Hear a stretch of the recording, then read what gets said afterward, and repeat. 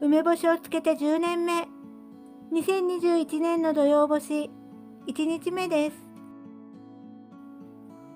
つけたのは、6月14日と17日、スーパーの梅とインターネットで注文した完熟梅の2種類です。まずはスーパーで購入した 4L の南高梅5キロです。土曜干しが遅くなったので、重しを取ってビニールの口を縛って保管していました。土曜干し1日目は2021年8月27日です。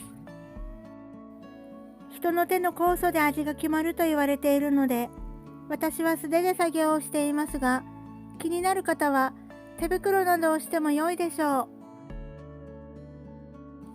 う。梅酢から梅を取り出して並べていきます。梅が破れないように丁寧に優しく扱います。ここからは一部早送りしています。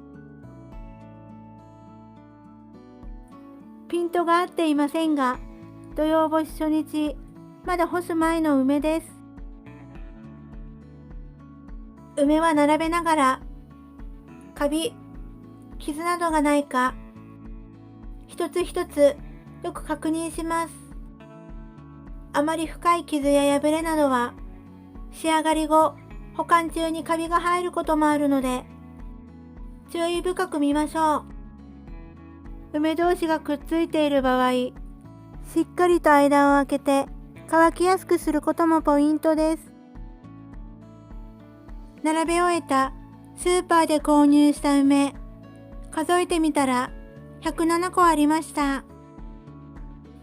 次はインターネットで購入した木で熟してから収穫した梅3キロです。スーパーの梅と同様、傷、カビなどを確認しながら並べていきます。今年漬けた2種類の梅を比べてみます。左側はインターネットで購入した梅、右はスーパーの梅です。左の方が柔らかいです。木で熟した梅は63個です。土曜干しの土曜とは、梅雨明け後の7月下旬から8月上旬を意味しますが、天候にもよるので、日にちにはこだわらなくても大丈夫です。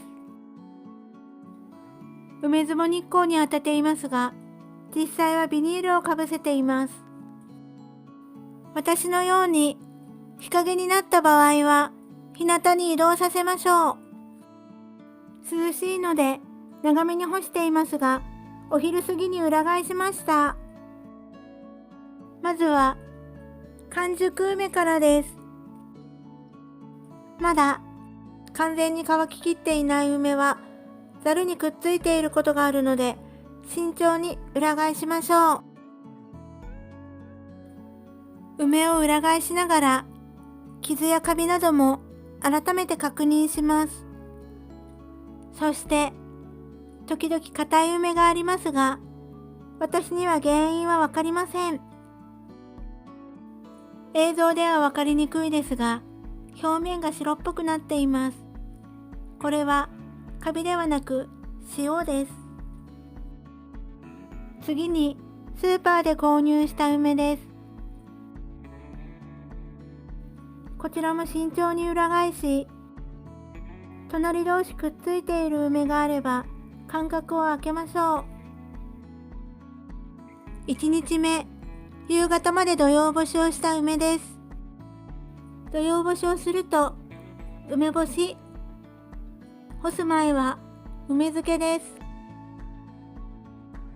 夕方4時過ぎ、土曜干し1日目の夜は梅酢の中に戻して室内に保管するので、梅を樽の中に戻していきます。土曜干しには3日間外に出したままの干し方もありますが、私は藤巻敦子先生の著書を参考につけています。埋めずに戻した状態です。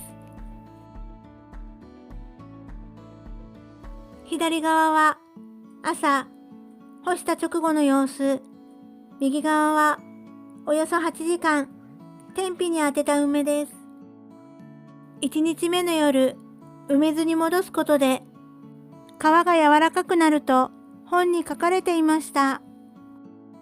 一晩室内に保管して翌朝また天日干しをします。その日の気温、風の状態、梅の大きさなどにより何時間干せばいいなどとは正確には言えないので、最終的にはご自身で判断してください。土曜干し2日目から完成までの様子は編集でき次第お届けする予定です。